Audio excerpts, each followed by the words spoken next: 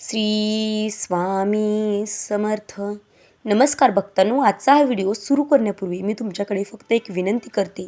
हा व्हिडिओ शेवटपर्यंत नक्कीच पहा, कारण कदाचित आज स्वामी तुमच्याशी माझ्या शब्दातून बोलतील आणि कदाचित हा व्हिडिओ तुमच्या आयुष्यात अशा वेळी आला असेल जेव्हा तुम्ही आतून पूर्णपणे तुटलेले आहात.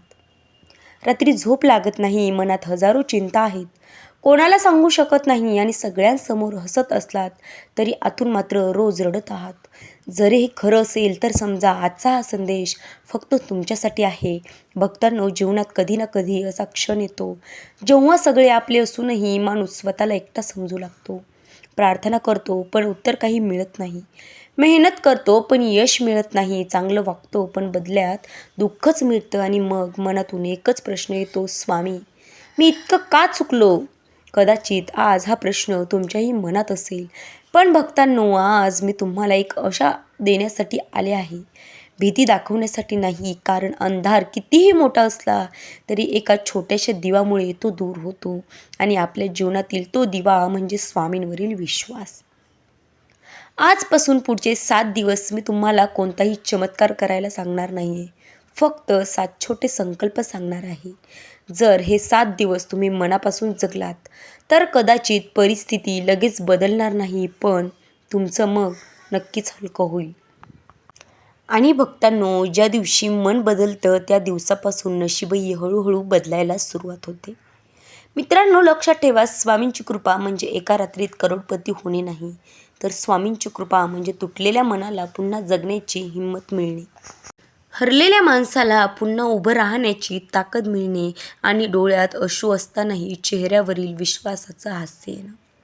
म्हणून आज मी तुम्हाला एकच प्रश्न विचारते की जर स्वामी आज तुमच्यासमोर उभे राहिले तर तुम्ही त्यांच्याकडे फक्त मागाल की स्वतःला बदलण्याची प्रार्थना कराल? या एका प्रश्नाचं उत्तर तुमचं पुढचं आयुष्य ठरवू शकतं.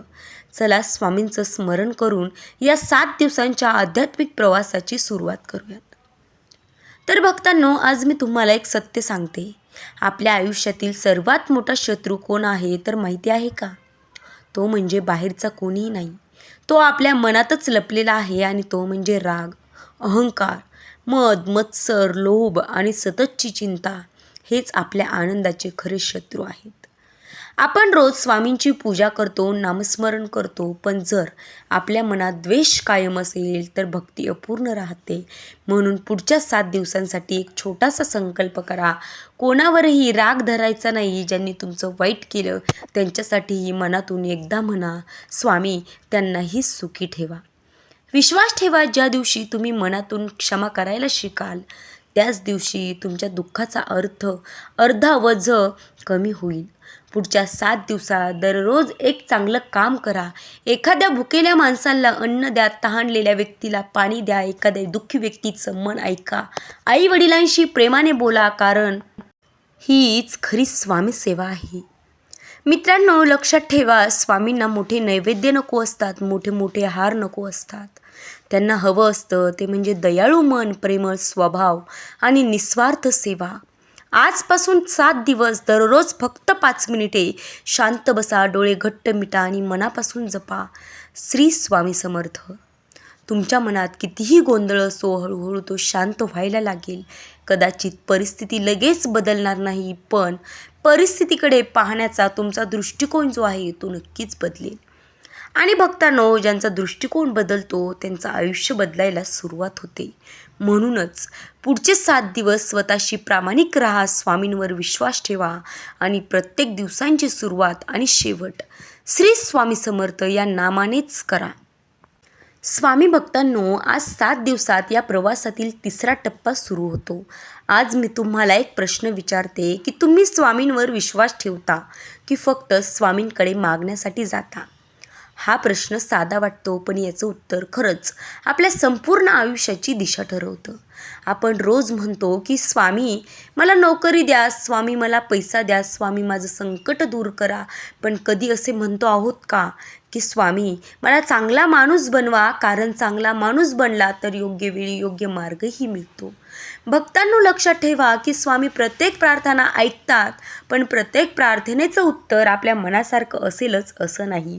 कधी स्वामी लगेच देतात, कधी थोडा वेळ थांबायला शिकवतात आणि कधी आपल्यासाठी त्याहूनही चांगलं काहीतरी राखून ठेवतात. म्हणून पुढचे 7 दिवस तक्रार करायची नाही, विश्वास सोडायचा नाही. फक्त एवढंच म्हणायचं की स्वामी, जे माझ्यासाठी योग्य असेल तेच मला द्या. याच वाक्यात समाधानाचा खरा अर्थ लपलेला आहे. भक्तांनो, आजचा हा संदेश संपण्यापूर्वी मी तुम्हाला शेवटचा एक प्रश्न विचारते. जर आज स्वामी समर्थ तुमच्या समोर उभे राहिले तर तुम्ही त्यांना काय सांगाल? पैसा मागाल की यश मागाल? की फक्त एवढेच म्हणाल की स्वामी, मला कधीही तुमच्या चरणांपासून दूर ठेवू नका? डोळे मिटा आणि मनापासून ही प्रार्थना करा की हे स्वामी समर्था, माझ्या जीवनातील प्रत्येक अंधारात तुम्ही प्रकाश बना. माझ्या चुकांना माफ करा. माझ्या मनातील राग, अहंकार, मत्सर आणि द्वेष दूर करा. माझ्या आईवडिलांवर, माझ्या कुटुंबावर आणि माझ्या प्रत्येक भक्तांवर तुमची कृपा सदैव राहू द्या. माझ्या शेवटच्या श्वासापर्यंत तुमचे नाव माझ्या ओठांवर राहू द्या. मला असा माणूस बनवा की ज्याच्याकडे पाहून तुम्हालाही आनंद वाटेल. भक्तांनो, लक्षात ठेवा, स्वामी कधीच उशीर करत नाहीत. ते योग्य वेळी योग्यच मार्ग आपल्याला दाखवतात आणि योग्य तेच आपल्याला देतात. फक्त विश्वास सोडू नका आणि संयम ठेवायला शिका. नामस्मरण सोडू नका. चांगली कर्मे करणं सोडू नका. कदाचित आजचा हा व्हिडिओ तुमच्या आयुष्यातील नवीन सुरुवात ठरेल. जर हा संदेश तुमच्या मनाला स्पर्श करून गेला असेल तर कमेंटमध्ये श्रद्धेनं फक्त एकदा लिहा, श्री स्वामी समर्थ, आणि हा संदेश अशा प्रत्येक व्यक्तींपर्यंत पोहोचवा ज्याला आज स्वामींच्या नावाची गरज आहे. स्वामी समर्थ महाराज की जय. भक्तांनो, आजचा हा संदेश संपण्यापूर्वी फक्त 1 मिनिटे डोळे बंद करा आणि मनात स्वामी समर्थांचे तेजस्वी रूप उभे करा. कल्पना करा की तुम्ही स्वामींच्या चरणी बसलेले आहात. तुमच्या डोळ्यात अश्रू आहेत, मनात हजारो प्रश्न आहेत.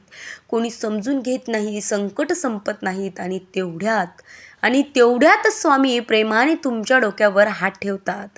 जणू ते तुम्हाला सांगत आहेत की बाळा, घाबरू नकोस, तू एकटा नाही आहेस. तुझ्या प्रत्येक अश्रूंचा मला हिशोब आहे. तू संकटात असताना मी तुझ्यासोबतच उभा असतो. विश्वास सोडू नकोस. चांगली कर्मे करत राहा, नामस्मरण करत राहा. योग्य वेळ आली की तुझ्यासाठी जो योग्य आहे ते तुला नक्कीच मिळेल. भक्तांनो, जीवनात कितीही अंधार असला तरी एक दिवा कधीही विझू देऊ नका आणि तो दिवा म्हणजे स्वामींवरील तुमचा विश्वास. कारण ज्या दिवशी विश्वास संपतो त्या दिवशी माणूस आतून हरतो आणि ज्या दिवशी विश्वास जागा होतो त्याच दिवशी नवीन आयुष्य सुरू होतो. मित्रांनो, आज या क्षणी स्वामींच्या चरणी फक्त एवढीच प्रार्थना करा की हे स्वामी समर्था, माझ्या आयुष्यात सुख आले तरी नम्र राहण्याची बुद्धी द्या. दुःख आले तरी ते सहन करण्याची शक्ती द्या.